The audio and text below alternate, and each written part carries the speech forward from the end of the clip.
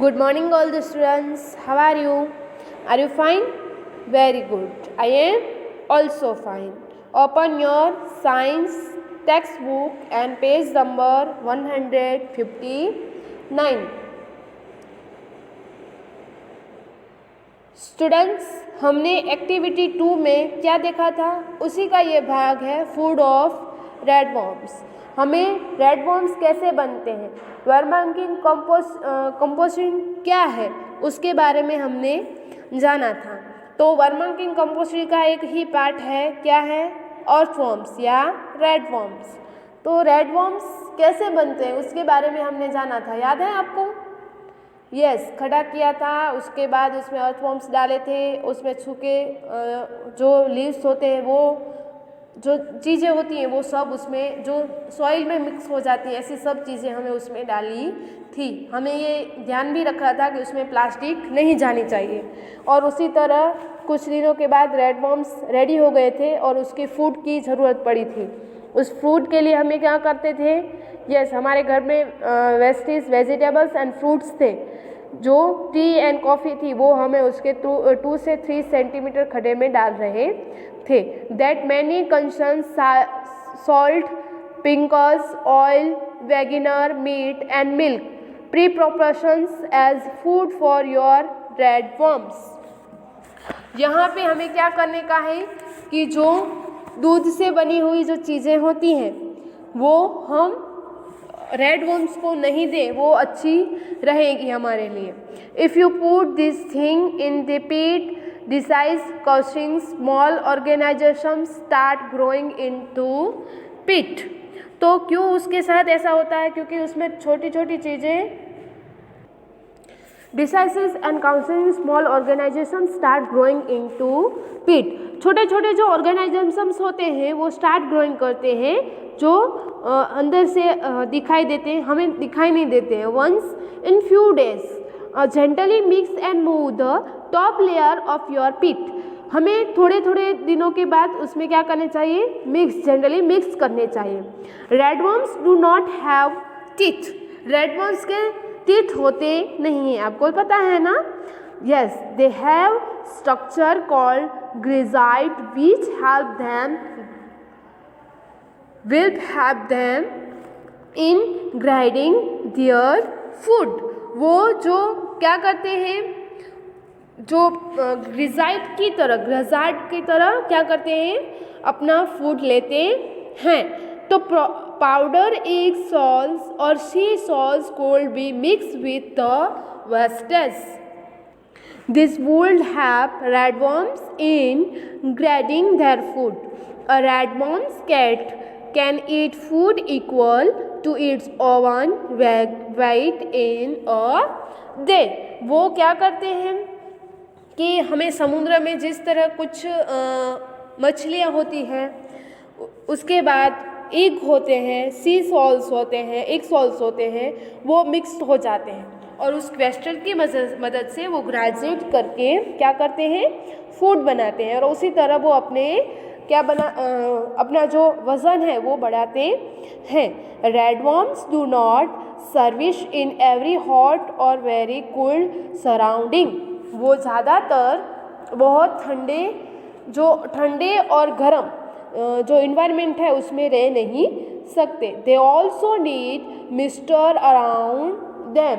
वो जो मिक्सचर जो भेज वाले अराउंड जो होता है, इन्वायरमेंट होता है, उसमें ही रह सकते हैं, जिसमें ज़्यादा बहुत ठंड ना हो और ज़्यादा क्या ना हो? यस, हॉट ना हो। If you take good care of your worms in months times their number will double. आपको इसी तरह आपके जो वॉर्म्स होते हैं उसका क्या करने का है? यस, केयर करने का है। तो 1 मंथ के बाद वो डबल हो जाएंगे।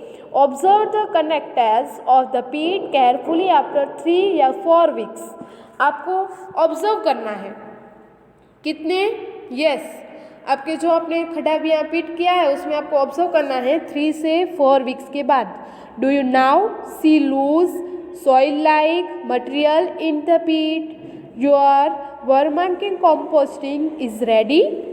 यहाँ पे आपको एक क्वेश्चन करने का है कि आपको जो आपने चीज़ें अंदर डाली थी वो चीज़ें कैसी हो गई हैं, अंदर सॉइल में मिक्स हो गई हैं। अगर हो गई है तो आप क्या करोगे, आपका जो कंपोस्टिंग वर्मांकिंग कंपोस्टिंग जो है वो रेडी हो गया है, ये समझना है। Put some waste as a food in one corner of the pit. आपको क्या करने का है कि आप जो खाते हो वही कचरा आपको क्या करने का है, उस खड्डे में डालने का है। Most of the worms will the shift towards the part of the pit. Wetting the part, remove the compost from the wetted part of dry in the sun for few hours. Your vermicomposting is ready for use. आपको सबसे पहले most important है, आपके जो worms है वो आपको उस खड्डे के डिफरेंट पार्ट पे उसमें डालने का है। वो खुद क्या बनाएंगे, वर्मिंग कंपोस्टिंग बनाएंगे। उसके बाद आपके पूरे का पूरा वो सुखाने के लिए रखेंगे तो वो पूरे का पूरा जो खातर है वो रेडी हो जाएगा। The part leaf in the pit has most the worms in it.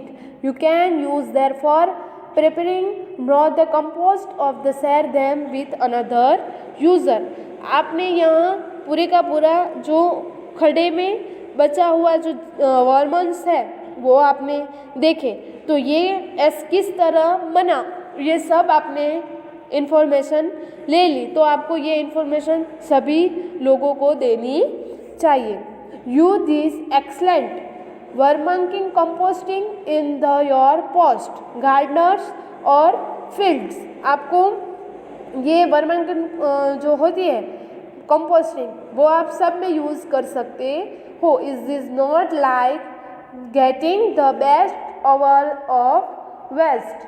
आपका बेस्ट में से आप वेस्ट में से बेस्ट कैसे यूज़ कर सकते हैं उसके बारे में। Those of you who have agriculture field can try vermicomposting composting in their large pits. You can save a lot of money that is spent on buying expensive chemical fertilizers and manure from the market. तो यहाँ पे ये कहा गया है कि आप दूसरी जगह से यानी आप जो दुकान से लेते हो वो जो कंपोस्ट होता है वो अच्छा रहेगा कि ये नेचुरली बना हुआ अच्छा रहेगा। ऑफ कोर्स जो नेचुरली बना है वो अच्छा रहेगा। आप इस तरह सिर्फ एग्रीकल्चर यानी आप इसके सिर्फ कंपोस्टिंग वर्मिंग कंपोस्टिंग के ऊपर भी बहुत सारा आप फैक्ट्रीज खड़ा कर सकते हो। याद रहे स्टूडेंट्स, इसकी मांग बहुत है बाज़ार में, तो आप ये सब बेच सकते हो तो आपको ज़्यादा मनी मिल सकती है। तो आज का आई होप कि आज को आप ये इस एक्टिविटी 2 के बारे में पता चल गया होगा कि वर्मिंग कंपोस्टिंग कैसे यूज़ होती है, वर्मिंग कंपोस्टिंग कैसे बनती है और कैसे यूज़ होती है और कैसे हमें वर्मिंग कंपोस्टिंग पैसा बना देती है, उसके बारे में हमने यहाँ पे जाना। वर्मिंग कंपोस्टिंग के बारे में जानने के बाद अब हम जानेंगे थिंक एंड थ्रू। तो ये हम पार्ट है 60.3 ये नेक्स्ट वीडियो में देखेंगे। तब तक आज का आपका होमवर्क है पेज नंबर 159 एंड 116 आपको रीड करने का है। अगर आपको कुछ पता नहीं चल सकता है तो आप कभी भी मुझसे क्वेश्चन कर सकते हो। Understand students? तब तक बाय एंड टेक केयर।